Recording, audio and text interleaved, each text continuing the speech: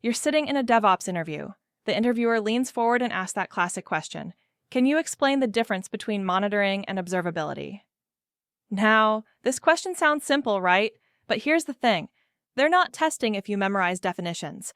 They're testing if you can think like a real DevOps engineer under production pressure. So, let's break this down together. Not just what the terms mean, but how they behave in the real world. By the end of this video, you'll know exactly how to handle this question, and every follow-up that comes with it.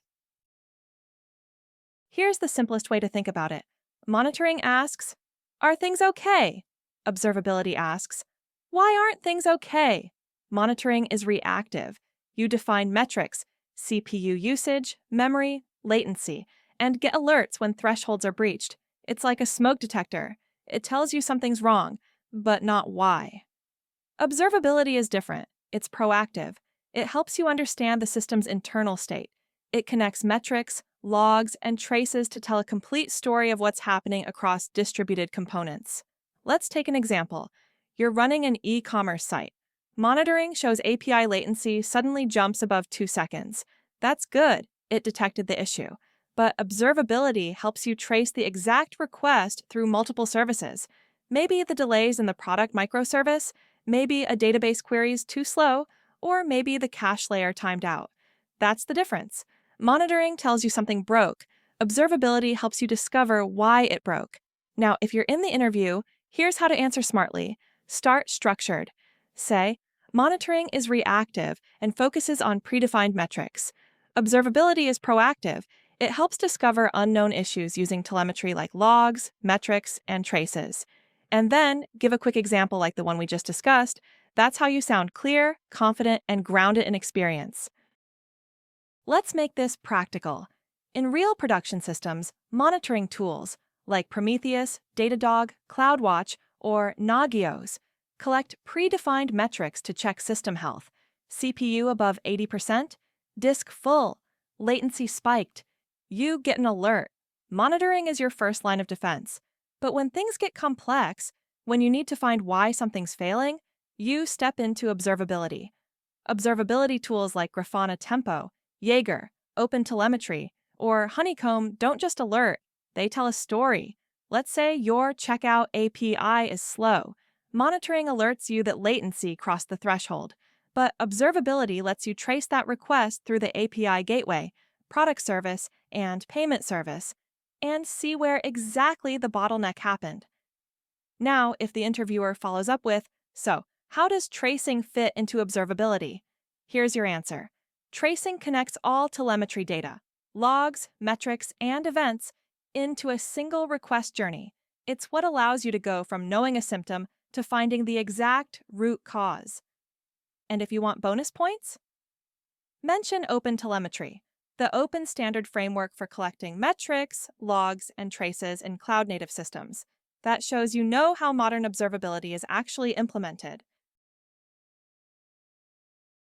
Let's walk through a real-life example, something you could mention in an interview. Imagine you're part of a payments DevOps team.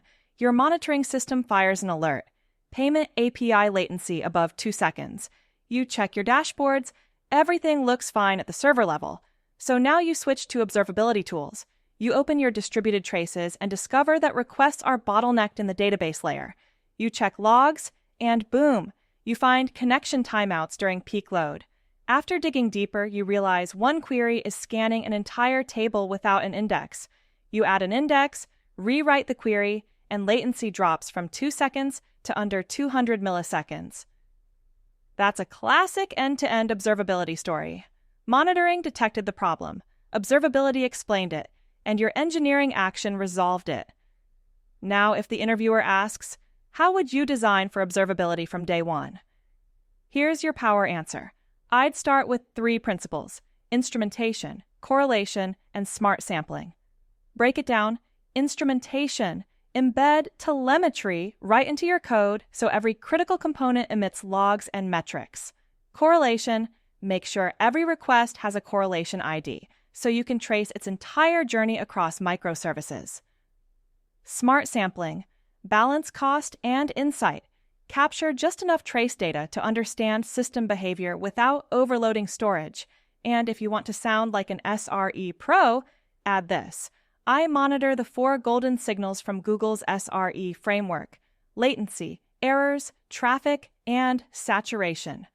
Observability gives me the data to understand why any of those signals deviate. That's the answer that makes interviewers nod and say, okay, this person gets it.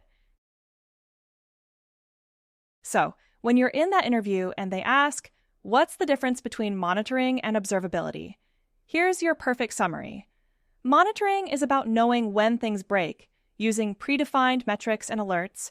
Observability is about understanding why they broke, by connecting metrics, logs, and traces to see what's happening inside complex systems.